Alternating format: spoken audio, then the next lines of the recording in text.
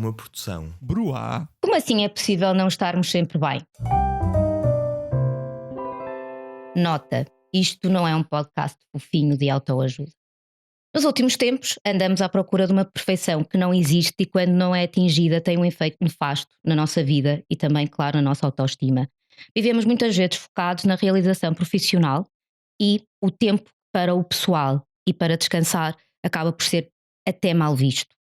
Há a tirania das redes sociais e uma positividade que pode ser tóxica quando levada ao extremo.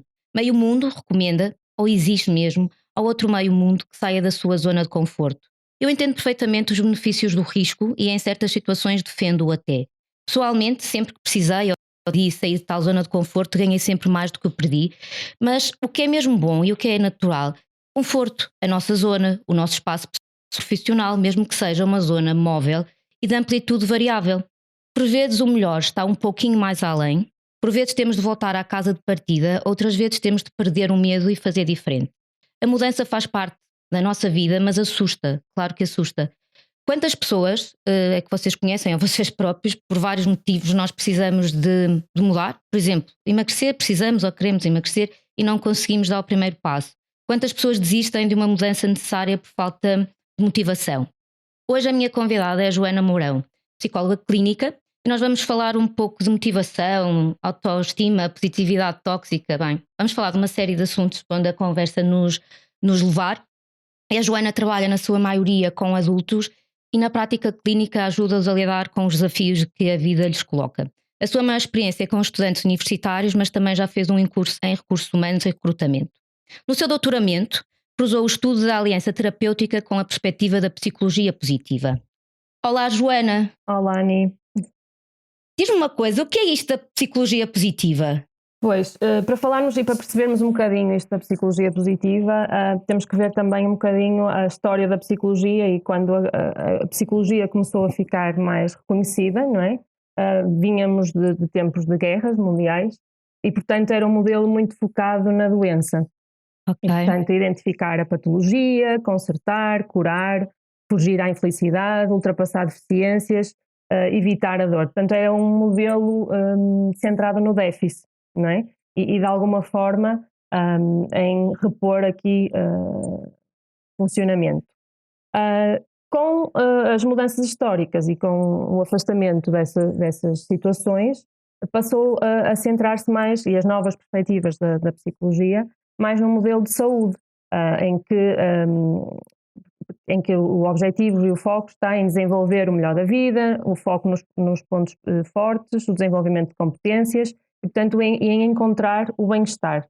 E, portanto, a psicologia positiva vai muito nesse sentido, mas depois às vezes o que acontece, e quando estas coisas vêm assim, não é? E os termos, eu costumo dizer, quando os termos da psicologia entram para o dia-a-dia, há uma coisa muito boa, que é as pessoas reconhecerem e conseguirem falar claro. Com a terminologia certa, mas a verdade é que depois atribuem significados que às vezes não são bem os significados de onde eles decorreram, não é? Quem estuda tem a sensibilidade para diferenciar o que é que eles significam, mas depois há uma tendência a exagerar-se, não é? E serem mal aplicados. Aplicados. Daí, se calhar, avançarmos para aquela questão agora realmente da positividade tóxica, porque agora parece que ninguém pode estar mal, temos que estar sempre todos bem, em todo o momento, e parece que se alguém vive um momento menos bom, ou se está a ter um dia menos bom, quase que se sente excluído, porque parece que todos os outros estão sempre bem. Realmente Exato. Assim, nós temos que estar bem e procurar o bem-estar, mas é normal não estarmos bem. É normal ter emoções e isso a psicologia positiva não vem negar. O que acontece é que lá está, com a psicologia positiva as pessoas acham que, eu costumo dizer, nós não queremos ser todos patetas felizes, não é? Não é esse o objetivo. E não se anula as emoções menos positivas, e há até algumas perspectivas que defendem isso, que não há emoções positivas nem emoções negativas, há emoções positivas e emoções menos positivas, porque todas as emoções têm uma função, cumprem uma função na vida das pessoas. A verdade é que, por exemplo, e lá está, e muito focado se calhar na parte patológica que durante muito tempo vingou na psicologia, a ansiedade é vista pelo lado patológico da ansiedade, ok? Quando a maior parte das pessoas, a ansiedade é uma emoção funcional, mas temos que ver que só uma pequena porcentagem da população é que tem efetivamente patologia. todas as outras pessoas acabam por funcionar, por ter uma... Fazer parte. E portanto, quando as pessoas me chegam à terapia e me dizem porque eu quero eliminar a ansiedade, e eu, pois, era muito bom, mas é impossível. São expectativas irrealistas porque faz parte, não é? Eu consigo ajudar as pessoas a lidar com a ansiedade. Agora, eliminar a ansiedade, teríamos que voltar ao tempo das lobotomias e de tirar uma parte do cérebro qualquer. É melhor não, até porque alguns cérebros parece que estão um bocadinho parados, não vamos querer isso. É como o stress. O stress faz parte. Nós temos que ter aqui um bocadinho de stress na nossa vida, porque é uma forma do nosso corpo reagir. Claro que o excesso pode matar. Acho que as pessoas agora têm que conseguir perceber, não é? Que há aqui, digamos, sentimentos, não é? Percepções do dia a dia, que uns têm uma carga mais positiva que outros, mas nós também temos que conseguir lidar com aqueles momentos menos bons. E eu penso que aqui as redes sociais, que têm partes ótimas, mas também têm partes menos boas, as pessoas só partilham aquilo que querem e as pessoas partilham a perfeição, ou tentam mostrar uma perfeição. E depois as outras pessoas veem e também querem, não é? Tipo, se a outra pessoa sempre com roupa gira e família feliz, eles sabem lá se a família é feliz ou se não é. Exato. Ou se a roupa não é emprestada. Porque é engraçado, desculpa interromper, mas é engraçado, eu quando olho para as redes sociais faz-me lembrar, em tempos idos, os diários, não é? Só que nós nos diários, como eram escondidos e tinham a luquete e tudo mais, colocávamos só as coisas más. Eu acho que nas redes sociais, não é? Por esta coisa de outros vão ter acesso, colocamos apenas o que também é bom, não é? Porque nos diários também colocávamos as coisas boas e que nos queríamos lembrar no futuro. Não colocávamos só coisas más. Sentíamos era mais livres porque ninguém ia ler, não é? Ou se lia era o irmão ou a irmã que assaltava o sítio onde estava guardado ou acabava por descobrir. E portanto, como as pessoas não liam, havia mais, né, na privacidade há mais liberdade para falar destas coisas. Nas redes sociais, efetivamente, lá está, temos bons exemplos também onde funciona, temos depois essa tirania de achar e partimos do pressuposto que a vida das pessoas é aquilo que elas nos mostram, não é? Pois, por comparação, até porque, por exemplo, agora falando aqui com as questões de nutrição e alimentação, eu acabo na minha prática clínica a maior parte de pessoas que precisam realmente de emagrecer e depois comparam e dizem, porque eu não sei quantas está sempre a partilhar comida, ela é tão magra, ela está sempre a partilhar. Ela pode partilhar o que ela quiser, a gente nem sabe se ela come ou não, e para já é assim, não podemos nos comparar, cada corpo é um corpo e há aqui alterações, e a pessoa até pode comer tudo e ser magra e ter várias doenças associadas ao comportamento alimentar, mas há muito esta comparação, e esta comparação depois pode ter efeitos realmente muito nefastos por tudo, depois a pessoa até parece que desmotiva, não é? Porque vejo frequentemente pessoas que precisam realmente de fazer estas mudanças num estilo de vida e acabam por desistir antes de começar, ou mesmo quando até começam e depois desistem porque há e tal que não me sinto motivado. Pois isso aí há vários motivos. Por exemplo, esta questão da motivação, Joana, diz-me, há estratégias que nós possamos pôr em prática que ajuda a automotivação? Eu acho que neste estudo da motivação as coisas têm vindo a evoluir também, e os mais recentes estudos dizem exatamente isso, que a motivação é própria. Obviamente, e depois, e é o que eu costumo dizer, as pessoas não são ilhas, não é? Não funcionam sozinhas. Nós temos muito, depois lá está, eu acho que há termos que vão saltando. E portanto, quando falamos, por exemplo, da adolescência, falamos desta questão da independência muitas vezes, não é? Que eu tento não usar, há palavras que agora até evito usar, confesso. Porque mais do que independência, eu considero que as pessoas, não é? A tarefa desenvolvimental do crescimento é a autonomia. Nós somos capazes, porque nós vimos de crianças que não conseguimos fazer nada, nem alimentar-nos, não é? Mas depois temos que ter essa capacidade de nos alimentarmos, de cuidarmos de nós, e portanto a autonomia é a palavra-chave. E nessa palavra-chave vem a questão da motivação, de nós sermos capazes de encaminharmos a nossa vida. Lá está, nesse sentido, eu acho que ninguém quer ter uma vida onde o bem-estar não esteja presente, certo? E nós vemos como na saúde física e no exercício físico, não é? Nestas práticas e mesmo na alimentação, cada vez mais vêm estas. Agora, acima de tudo, a pessoa tem a conhecer-se a si própria. E temos que perceber, não é? Como durante, lá está, a adolescência e muito na idade adulta, os modelos que nos foram de influência, e aqui não estou só a dizer os pais, porque não são os únicos modelos de influência, obviamente, vão ter um impacto, ou vão ter um impacto. Agora, a pessoa Eu costumo dizer, ninguém muda ninguém. E atenção, não é? Eu se estou na profissão que estou é porque acredito na mudança, senão não estaria, Claro. obviamente. E, portanto, mas eu explico logo às pessoas, eu não vou mudar ninguém. Eu mostro, eu ajudo, a pessoa tem, lá está, se olharmos a palavra motivação, não é? Eu costumo dizer, é motivo mais ação. E, portanto, a ação é a pessoa que a tem que fazer, não sou eu. Não adianta eu comer bem, porque não é por eu comer bem que a pessoa vai comer bem, obviamente. E os motivos são os da pessoa, sejam eles quais for. Obviamente, não é? E da minha parte, na parte que me toca enquanto psicóloga, o que eu ajudo é, porque às vezes as motivações não são as corretas e efetivamente, por exemplo, a nível alimentar, nós sabemos, há patologias. Sim. Claro que sim, claro que sim. Ainda outro dia fizemos um episódio sobre isso. Porque, sabes que eu digo muitas vezes que realmente tu consegues imaginar, não é? Então acaba a consulta e depois recebo muitas vezes e-mails, era doutora, ajude-me aqui que estou desmotivada. Normalmente a minha resposta é sempre a mesma, que é a motivação está em nós. Lembra-se o que é que quer? Quais são os seus objetivos? Porque querer é ótimo, não é? Porque querer acaba por ser o primeiro passo para a ação. Tipo, eu quero muito uma coisa, mas eu quero muito, eu preciso muito emagrecer porque tenho colesterol alto. Se eu posso querer, mas se eu estiver sentada no sofá a comer bolachas de chocolate, eu continuo a querer, mas nunca vou atingir. Exato. Portanto, temos que depois ter aqui comportamentos que sejam de acordo com o objetivo. Mas é porque muitas vezes esta motivação vai estar ligada à necessidade de mudança. É que a mudança dá muito trabalho. Era isso que eu te ia dizer. Pronto. Mas o querer às vezes não implica necessidade. E porque quando há necessidade, quando a pessoa sente a necessidade, eu acho que há mais predisposição para a mudança. Mas mesmo assim. Mas às vezes. Exato, sim. Mas na experiência assim, clínica.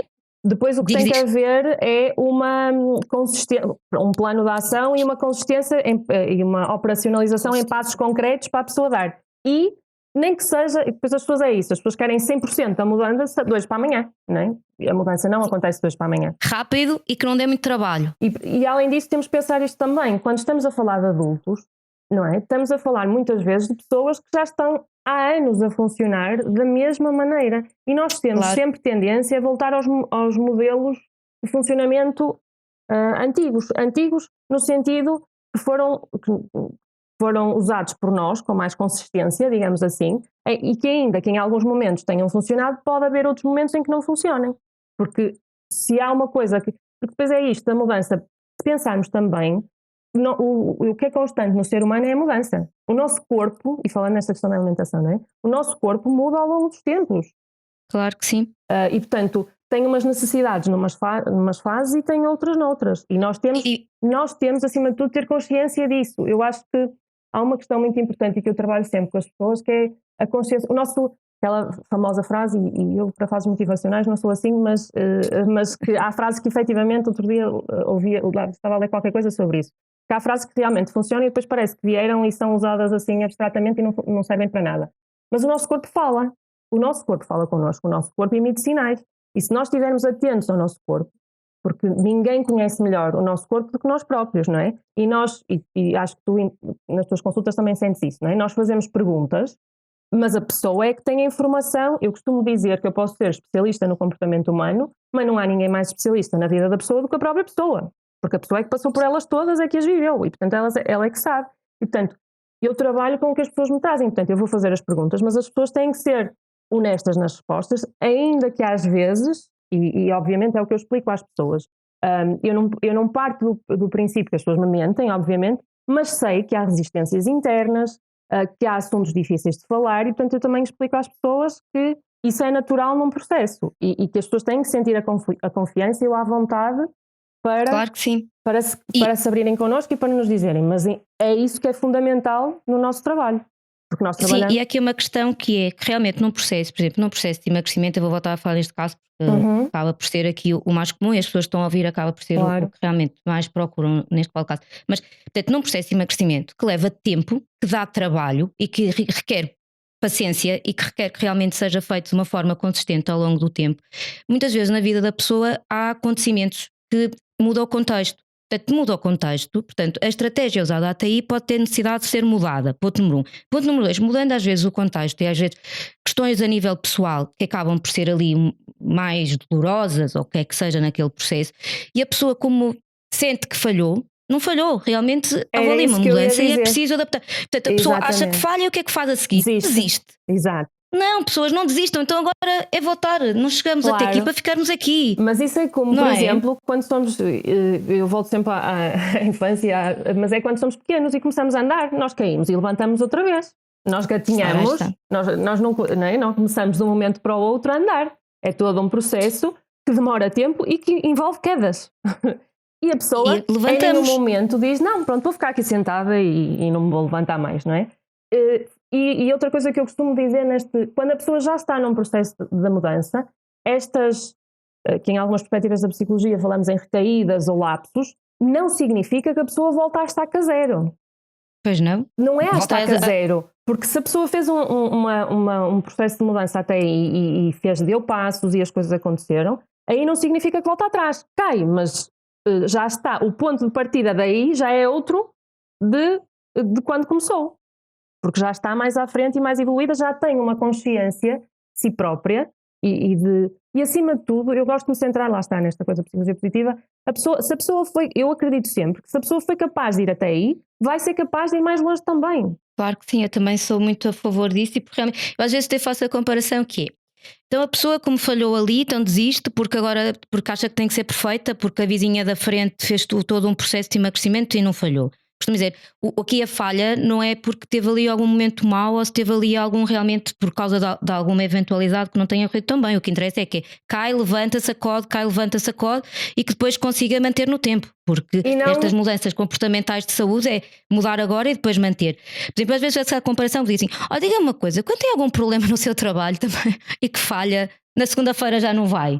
Vai, não é? Pois, então, como é que é? A responsabilidade, aqui, claro. O cuidarmos de nós também deve ser tão ou mais importante como o trabalho, porque agora parece que nós no trabalho, não é? Temos que dar sempre tudo e quase que esquecemos de cuidar de nós. Exato, e cuidar de nós, e lá está, o cuidar de nós implica conhecermos a nós próprios, os nossos limites, aquilo que tu falavas há um bocado, o que é a zona de conforto, ok, há sempre e sair dessa zona de conforto, mas voltar também quando sentirmos necessidade e quando e adaptar a zona de conforto, não é? Porque uma coisa está na zona de conforto, por isso que as pessoas acham que toda a gente tem que estar a sair da zona de conforto, é porque como se uma pessoa que esteja numa zona de conforto esteja que não queira evoluir, que não, a zona de conforto pode ser móvel. E acho muito bem que a pessoa, e que eu também tento. E é elástica, não é? Mas não tem que, lá está, também não rebentemos a corda. Eu costumo usar esse termo, não é? Senão a pessoa parece que vai arrebentar a corda, está a esticar demais e depois chegamos aos burnouts e aquelas coisas. Pois porque agora parece que eu até falei há pouco na introdução, quando alguém diz, porque agora vou tirar o dia para ter um fim de semana prolongado, vou tirar o dia para ir para estar com os meus filhos, ou vou descansar, ou realmente até ia trabalhar no fim de semana, mas não vou porque preciso estar com a minha mulher, com o meu marido, com a minha namorada, whatever. Parece que o resto das pessoas olham e dizem assim, olha, vai descansar, olha, vai se dedicar à vida pessoal, como se fosse aqui uma coisa estranha. Parece que estamos a viver uns tempos em que é trabalhar, tipo, ganhar mais, mostrar que tenho mais coisas que tu, tipo, olha, aquela trocou o carro. Isto acaba, penso eu, não é? Que em termos psicológicos é de uma brutalidade. Mas isto vem não é, daquela concepção muito da indústria, não é? Que, não é?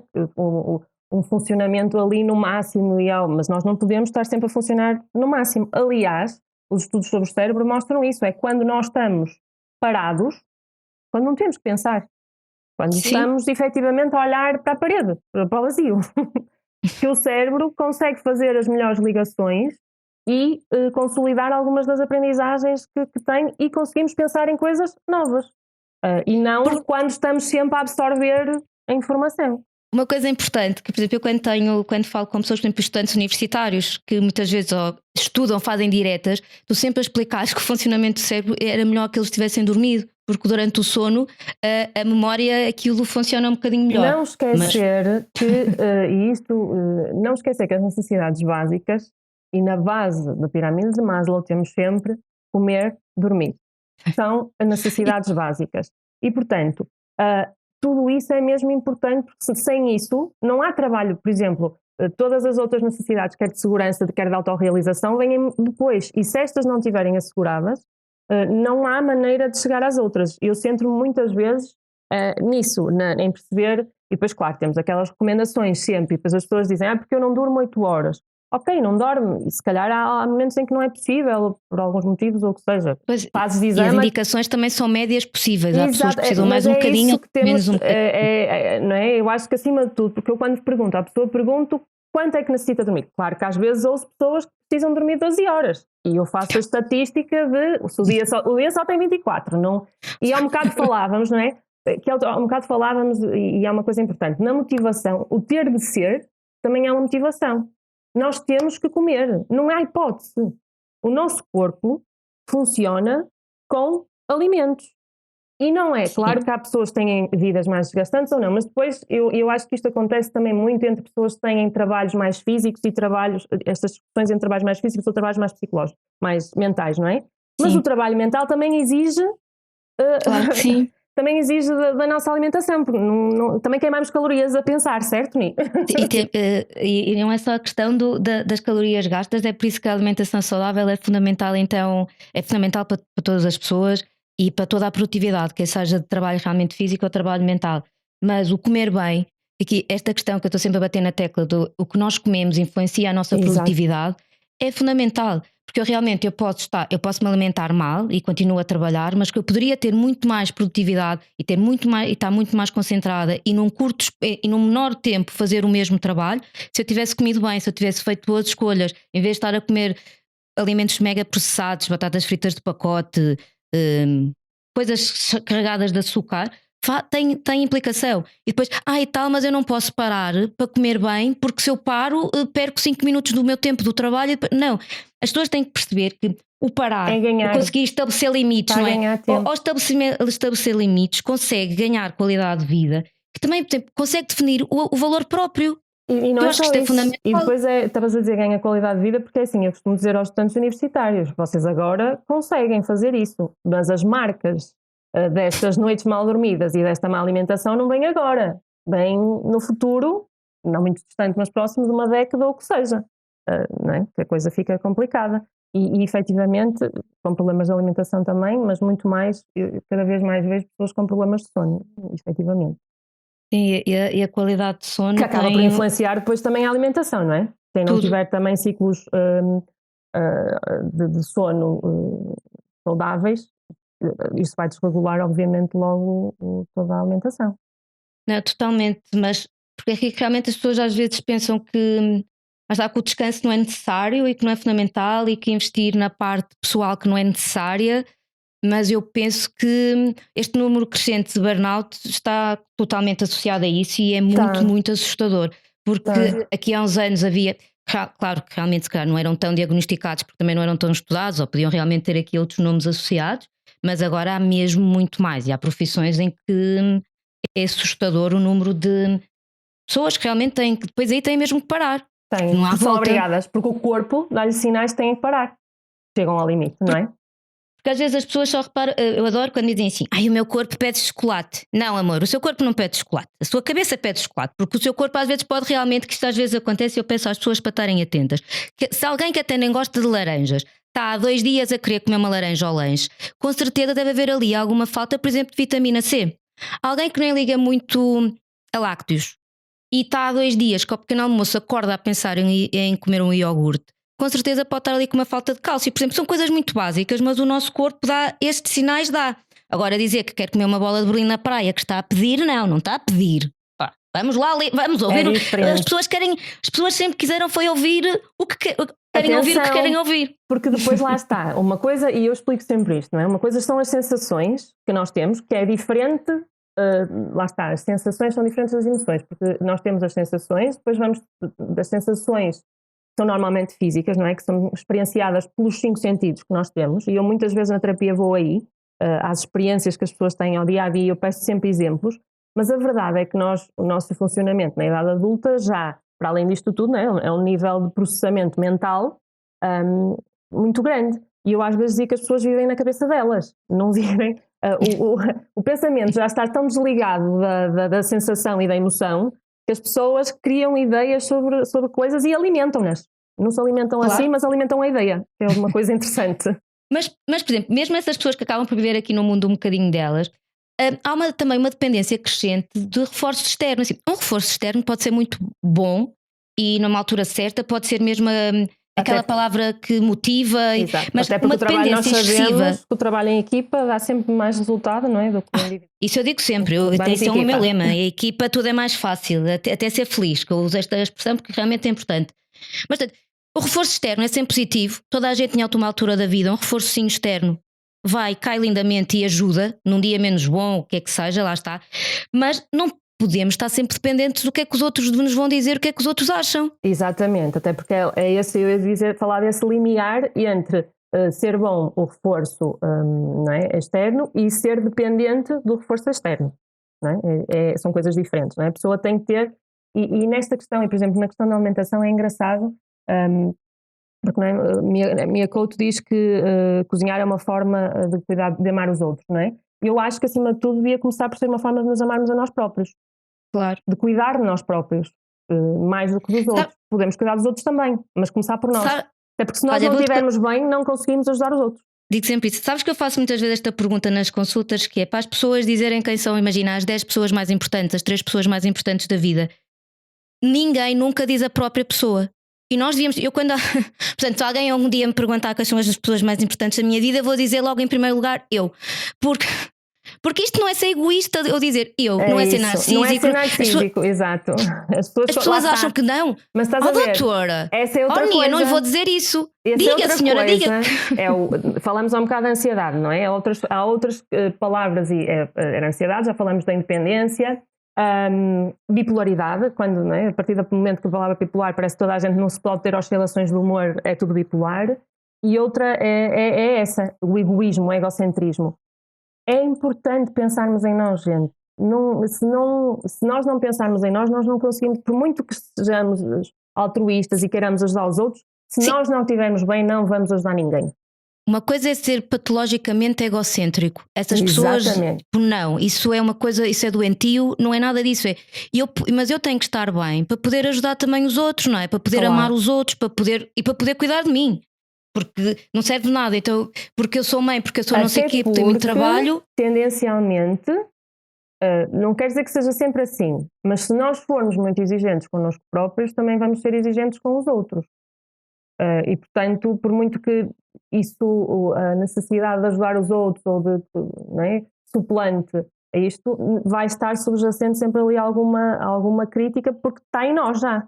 Mas também aqui há críticas que podem ser boas, por ser exigente. Sim. Eu lembro sempre que tenho aulas e que às vezes as pessoas dizem aquele professor é muito exigente. Eu digo, normalmente são os meus professores preferidos, porque os que são exigentes são bons professores. Normalmente, não estou agora a generalizar, que também há pessoas exigentes que são umas nódoas, mas um bom professor que dá tudo, depois pode exigir, e acho lindamente. Isso eu acho lindamente, que é também se a pessoa dá, também pronto, depois pode exigir também que haja ali algum retorno. Mas portanto, aqui a motivação que está em nós, e as pessoas às vezes perceberem que há dias que podem realmente estar desmotivados, porque há dias que nós levamos tudo à frente, está tudo bem. Nos dias que estamos menos bem, aí realmente o que é que, só assim agora podemos, para fazermos aqui um resumo mais final, pronto, acreditar que realmente o dia da manhã é melhor, mas que vale a pena. Exatamente. E que somos responsáveis pelas nossas escolhas, não é? Porque não há a culpa, é a responsabilidade. E não nos entregar, não entregar a toalha, não bater com a mão, não é? Como nos esportes de combate. Eu costumo dizer, a pessoa pode ficar um dia, até porque provavelmente, não é? Se efetivamente sentem assim, é porque precisam se calhar até de descansar, ou de ficar em casa, mas não ficar ali. Da mesma maneira como falávamos nas recaídas, ou nesses lapsos que podem acontecer, mas depois a ideia é levantar, ok, mas então a ideia é levantar, vamos permitir aquele tempo de fico na cama até mais tarde, fico mais pelo sofá, ou fico um dia de pijama. Eu, nestas coisas da quarentena, isso eu dizia, um dia de pijama tudo bem, mais do que isso, por favor, autocuidado passa por coisas tão simples como tomar banho e vestir-me. Não tenho que me arranjar como se fosse para uma festa todos os dias, mas obviamente, e nós sabemos, não é? Quando temos este cuidado, também nos sentimos melhor connosco próprios.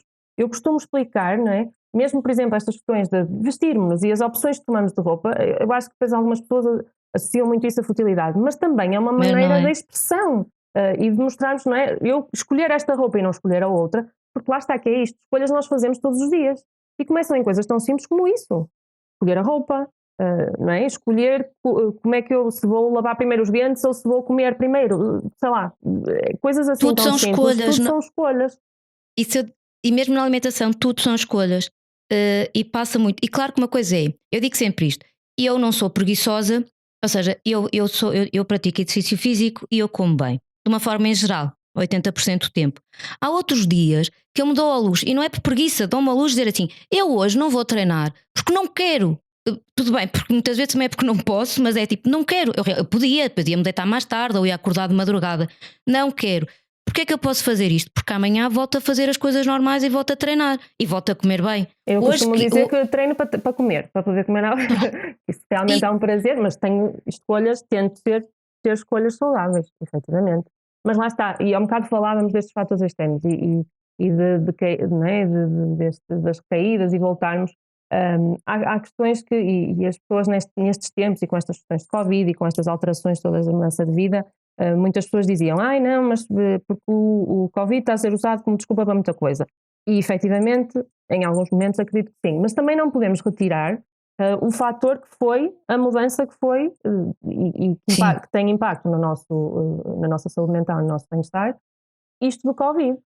E portanto houve muitas mudanças a acontecer. Eu posso dizer que nestas alturas eu já treino, eu tendencialmente, e portanto nestas coisas de autocuidado, eu treinava ao final do dia até como uma quebra entre o trabalho e vir para casa, o desligar. E portanto sempre treinei muito ao final do dia, mas por questões do trabalho em casa e tudo mais, acabei por treinar de manhã e depois na segunda quarentena já mais treinar à hora do almoço, porque era o que era possível, e portanto fui-me reajustando. E agora estou a voltar a treinar de manhã. A que horas? Cedo, isto é para estatística, porque os meus convidados até agora vão todos de madrugada. Neste momento é às 7h30. Era uma coisa que eu achava que não ia acontecer nunca, mas neste momento é o único tempo que eu tenho disponível, porque tenho tido muita procura de pessoas que trabalham, portanto, o final da tarde é a hora escolhida para consultas, não é? E portanto já não consigo, mas tenho que ter na mesma. E tenho Ajustas. um limite. E aquela questão que estamos a falar de autocuidado, não é? Chega um momento que não há e-mails que não esperem para o dia a seguir. Lamento. Não é. Respondes, não respondes e és boa profissional na mesma, não é? Tento responder sempre a tudo, tento não. E peço desculpa quando às vezes me passa, porque acontece, não é? Nós trabalhamos com agendas e com várias pessoas a falarem connosco ao mesmo tempo, portanto às vezes acontecem percalços. Porque nós não somos perfeitos. Porque não somos, não. Nem pretendo. Agora, pretendo ter o melhor, ser profissional e poder ajudar as pessoas. Mas as pessoas também têm que perceber que eu sou uma pessoa. E, portanto, somos todos. Entre todos conseguimos fazer, e tenho estes limites de. Portanto, agora já não é o ginásio que faz aqui a transição, mas é se calhar ir dar uma volta ou se calhar tentar-me no cafezinho todas as riscas, todas as coisas e estar ali um bocadinho, ou ler um livro, ou sentar no sofá. Porque também faz falta, porque realmente aqui não há perfeição, e o que pode ser mais próximo de uma perfeição para mim não vai ser para ti, portanto não vamos estar a comparar. Sempre que alguém pergunta qual é a melhor hora do treino, a melhor hora disto, qual é o melhor alimento, é sempre depende, e normalmente a hora do treino eu respondo sempre o mesmo, que é quando pode. E não serve nada dizer que perfeito era às 7 da manhã e a pessoa não conseguir porque é completamente também. Eu inadequado. Acho que às vezes também é dar-nos a liberdade, porque por exemplo, é engraçado, se me perguntasse há algum tempo se eu alguma vez ia treinar às 7 da manhã, eu ia dizer que não, porque eu acordo sem energia, eu acordo cheio de fome, acordo e como normalmente e tal, mas acordo com fome. E portanto eu achava que não conseguia de manhã, mas permiti-me, lá está, por constrangimento também da minha vida, mas porque também aumentei de peso, confesso, não é? Portanto, uma pessoa está mais por casa, acaba por comer mais, e portanto nesta segunda quarentena aumentei de peso e senti, não precisei de balança para me dizer, aliás a balança só me disse muito depois, só me pus em cima de uma balança muito depois, porque eu não tenho balanças em casa. Mas mesmo antes da balança me dizer, disse, não Joana, vamos lá treinar outra vez regularmente, porque na segunda quarentena, confesso que lá está, com excesso de trabalho, com estas mudanças todas de rotinas, o treino foi o que ficou para segundo plano, e obviamente não tive o desgaste, eu acho que não comi assim muito mais, mas não tive o desgaste calórico que tinha anteriormente. No dia a dia normal, claro. Sim, e também eu conheço a Joana, como devem ter reparado, portanto eu vejo-a E mesmo este aumento de peso não foi uma coisa de te deixar ir e ter ganho 10 quilos, não é? Pronto, foi uma coisa que ela sente e acho muito bem. Mas é esta coisa, eu costumo dizer, eu não me interessa, por exemplo, o que é que os outros acham? O que é que os outros acham? Eu costumava dizer isso também muito na depilação, não é? Que é uma coisa que nós mulheres temos que fazer. Eu não me interessa se os outros veem os pelos ou não. Eu sabendo que estão lá, incomoda-me a mim. E portanto eu faço por mim, não é? Aqui é a mesma coisa. Eu comecei a sentir nas calças ou o que seja e portanto, vamos lá voltar aqui. Alguma coisa, eu disse, alguma coisa tem que mudar e foi isso que mudou, porque efetivamente a alimentação não mudou assim tanto. Mas o fazermos por nós é que acho que é uma coisa fundamental e acho que agora aqui quase de resumo, não interessa qual é o motivo, não interessa se for uma coisa patológica, interessa, mas de uma forma em geral, por exemplo, na perda de peso, eu quero lá saber, eu costumo dizer sempre, eu quero lá saber se é para caber no biquíni, se é porque vai ter o casamento da filha, se é porque outra coisa qualquer. Até porque se realmente fizerem uma mudança de estilo de vida bem feita, a saúde ganha sempre. O que interessa, mas que seja por nós, que não seja porque o meu namorado diz que eu estou gorda. Sim, isso nunca, não é? Desculpa. Porque, aliás, normalmente, e na minha consulta, na tua não sei se acontece, mas na minha consulta às vezes, ultimamente cada vez menos, mas muitas vezes tem pessoas que vêm porque os pais disseram, porque já adultos, mas porque os pais disseram, porque o namorada disse, e eu normalmente a pergunta que faço é, ok, então, porque percebo que a pessoa não está ali por vontade própria, e eu tenho que trabalhar com pessoas que tenham vontade, lá está, que estejam a contemplar aqui alguma mudança, não é? E portanto a pergunta que eu faço é, ok, então como é que nós fazemos para o pai, irmão, namorado, ou o que seja, não a chatear com essa questão e portanto tentar conseguir que a pessoa aqui colabore no processo e faça aqui porque também pode haver alguns casos não é? Alguns casos que precisem mesmo de ajuda e que sozinhos não estão a conseguir ter aquela automotivação, às vezes também podem precisar de um empurrãozinho, não é? Outra coisa é serem quase vítimas de bullying por parte de familiares. Pronto, isso aí já é outro caso. Mas mesmo nessas estratégias, há um bocado perguntavas-me estratégias, não é? E nós, as pessoas, tendencialmente, as pessoas quando, eu costumo dizer que as pessoas vêm por vontade, maioritariamente, na minha consulta, vêm por vontade própria, o que é que acontece muitas vezes? Lá está, como a mudança demora, como isto exige esforço, tempo e tal, vão-se perdendo, a pessoa vai se esquecer, nós facilmente nos esquecemos das coisas ou do porquê é que estamos a fazer. Eu, por exemplo, eu trabalho com estudantes universitários e a primeira pergunta que faço quando as pessoas me vêm à consulta, e porque já percebi que isso dá-me sempre jeito para o uso futuro, é porque é que num país, tendencialmente também tenho estudantes internacionais e tento perceber como é que é nos outros sítios, mas em quase todos é um bocadinho igual, não é? Num país onde apenas é obrigatório em Portugal, não é? O ensino até ao 12º ano, porque é que vieram para a universidade? Este porquê é para ir ter esses motivos, não é? E depois aí percebemos muitas coisas, não é? Não só esta tendência, esta pressão social que há de que só se vem para a universidade, ou melhor, só vindo para a universidade é que tens acesso, e isso é verdade, a determinado tipo de trabalho, mas não é verdade que só quem vem para a universidade é que tem um futuro brilhante. Pois não, de todo. Não funciona assim. Depende daqui do motivo. É muito por aí. O que é que não, avaliar motivações. Exato. Olha, Joana, muito obrigada por esta conversa, acho que vai ajudar. E agora as pessoas que estejam a ouvir agora depois o episódio, que parem um bocadinho e realmente se estão a sentir desmotivadas ou se estão a sentir que em algum momento do seu processo de algo que as motivava e que deixou de motivar, onde é que se perderam, no sentido, o que é que eu queria, porque é que me esqueci que era isto que queria, porque é muito por aí, a motivação está em nós. E aquelas pessoas que às vezes esperam de um milagre para conseguirem ter essa motivação, eu digo sempre que o milagre está em nós, porque nós é que fazemos acontecer o milagre. Portanto, pessoas, façam acontecer milagres, se faz favor, que está à vossa mão, e não se sintam culpados quando não sentem que estão a conseguir. Responsáveis podem se sentir, agora culpados não. Portanto, Joana, muito obrigada. Obrigada eu. E ouçam e falem do podcast aos vossos amigos e sigam e reviews, tudo a acontecer. Voltamos a falar daqui a 15 dias.